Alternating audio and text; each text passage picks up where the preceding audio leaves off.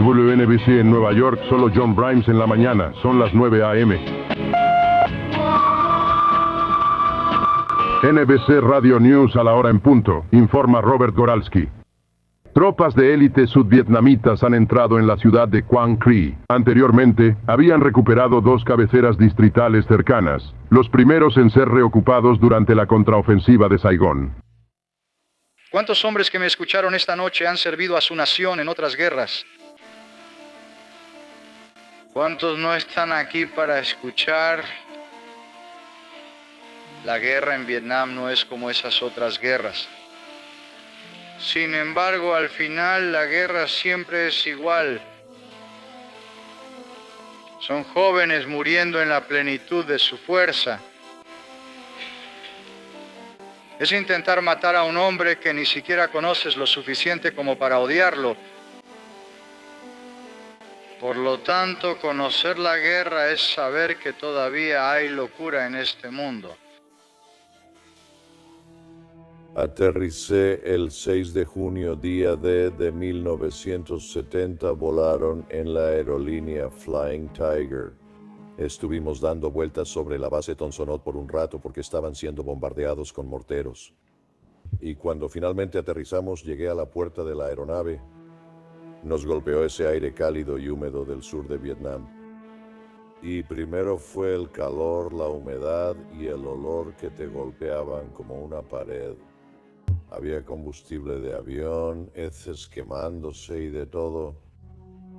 Y luego cuando desembarcamos, muchos de los soldados estadounidenses estaban ahí, diciendo que ya les faltaba poco para irse. Ellos ya iban de regreso a casa y decían que todos nosotros íbamos a regresar a casa en bolsas para cadáveres. Ese era su propio tipo de humor negro que con el tiempo aprendimos a decir exactamente lo mismo. Pero fue un verdadero shock estar ahí. ¿Qué estoy haciendo aquí? Es algo inusual porque vienes de un entorno civil. Te das cuenta de que en los últimos 3 o 4 meses estabas en la universidad y ahora estás en un país extranjero a 1000 millas de casa. Empiezas a adaptarte a la temperatura. Empiezas a aprender, como te dirán, escucha a los muchachos allá afuera que ya tienen experiencia y tú eres un novato y no sabes lo que está pasando. Y de alguna manera aprendes, si eres realmente inteligente, aprovechas su experiencia porque ellos han estado ahí más tiempo que tú. Empiezas a aprender cómo son los olores, cómo son los sonidos. Quiero decir, sonidos pueden ser desde un bombardeo a lo lejos hasta una lancha pasando justo a tu lado en el río. Así que empiezas a aprender a adaptarte al entorno en el que estabas. ¿Qué he hecho? Hacía calor, debía ser unos 100 grados y podías escuchar disparos de mortero a lo lejos. Y es como, ¿qué he hecho? Déjenme ir a casa. Hasta ahora, más de 2000 hombres han muerto en la guerra de Vietnam. Muchos fueron abatidos en los campos, arrozales y selvas, o murieron en bombardeos. A medida que la presencia militar de Estados Unidos crece en Vietnam del Sur, también aumentan las tensiones civiles en Estados Unidos, ya que cada vez más hombres jóvenes son reclutados para servir en una guerra llena de matices. Cuando se restableció el reclutamiento durante la Segunda Guerra Mundial, fue para una guerra diferente en un mundo muy distinto. Con las potencias del eje amenazando con apoderarse del mundo, el reclutamiento de 1940 obtuvo una asombrosa tasa de aprobación del 71%. La firma de la Ley de Servicio Selectivo y Entrenamiento por parte del presidente Franklin Delano Roosevelt el 16 de septiembre de 1940 hizo obligatorio que los hombres de 21 a 35 años se registraran en el servicio selectivo. Tras la entrada de Estados Unidos en la guerra, se cambió para que los hombres de 18 a 65 años tuvieran que registrarse y aquellos de 18 a 45 años estuvieran sujetos al servicio militar. Seleccionados mediante una lotería, los reclutas debían servir durante un año completo, un periodo que se extendió en octubre de ese mismo año. 10,110,100. Los hombres son reclutados a lo largo de la Segunda Guerra Mundial. Más de la mitad de ese número se ofrece como voluntario.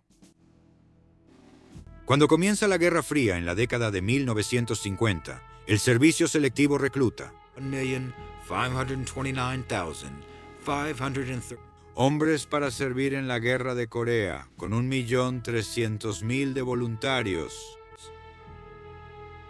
Vietnam es una guerra menos popular. Yo no me enlisté, me llamaron al servicio militar. Me sacaron de la vida civil y me estaba preparando para el verano de 1967 y vivía en la costa de Jersey y la pasaba bien allá y recibí la carta por correo. Felicidades. Has sido seleccionado y lo demás es historia. Aunque los reclutados son una minoría entre los miembros de las Fuerzas Armadas durante la Guerra de Vietnam, al principio representan un asombroso 88% de todos los soldados de infantería conocidos como grunts.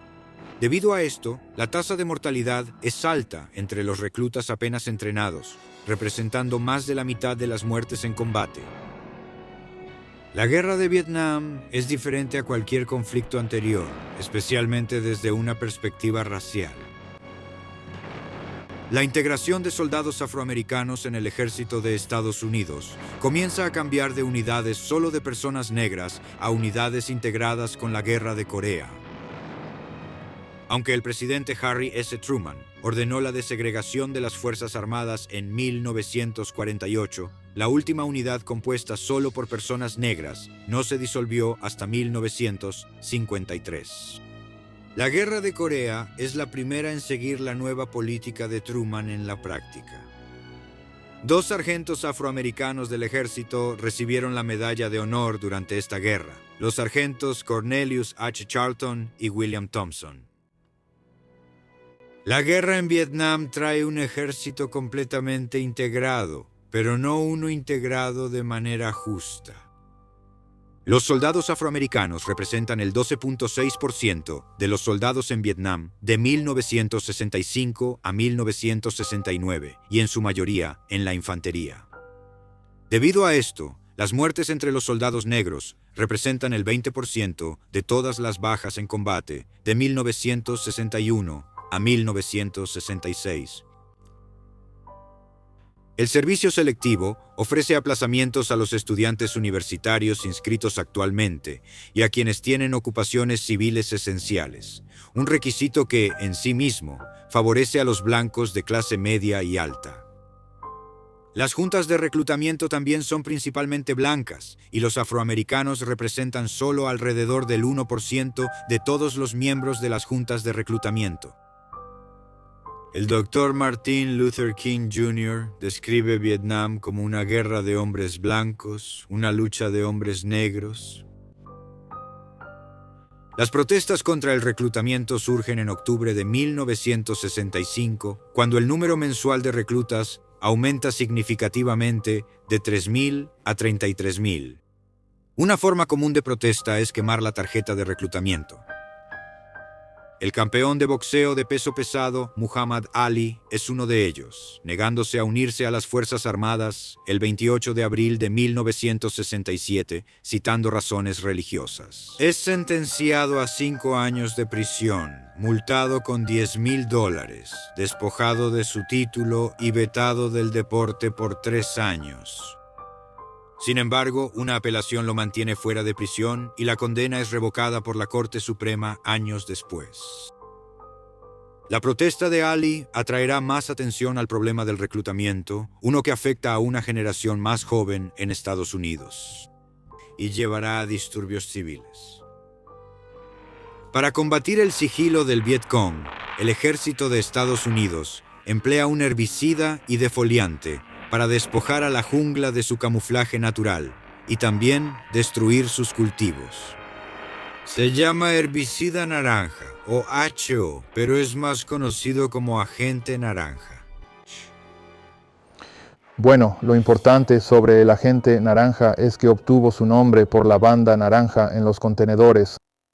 Observando el éxito que tuvieron los británicos con el agente naranja en los años 50, el presidente John F. Kennedy autorizó el inicio de la operación Ranch Hand, diseñada para cubrir el territorio enemigo y los campos de batalla con el químico.